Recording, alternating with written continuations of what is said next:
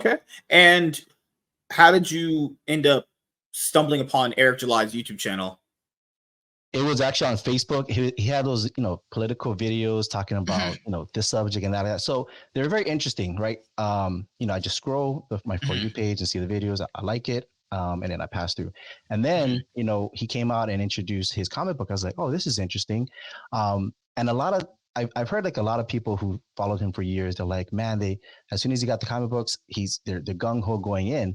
But even though I followed him for a little bit, I still had my doubts on what this comic book had to offer because I've seen comic book stories and graphic novels in Indiegogo and Kickstarter, and usually they're a one shot type of thing, right? You never know if it's going to be like issue 2 or 3 or even 10.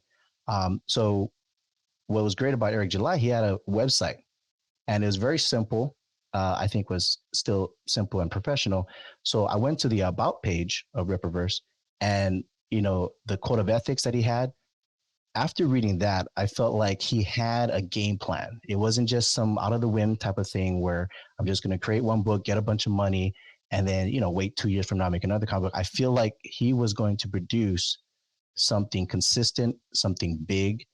And this book was going to be the first one. And so I jumped on right after I read that, um, jumped on the fandom, got, ordered my comic books. And the rest is history after that. I feel like I need to follow this guy. And that's the reason why I created the Rippaverse fans Facebook group, because I was like, man, if this is going to be a fan and people are going to talk about it, let's talk about it in some sort of social platform. So Facebook, a Facebook group, right? Right. And I never even had a Twitter account at this time. Um, but I heard a lot of people were talking Twitter. So then I created a Twitter account, and then I've been following Eric July and the Rippaverse company ever since, and all the other fans and all the other artists that are on board learning about Rippaverse. I've been following them as well.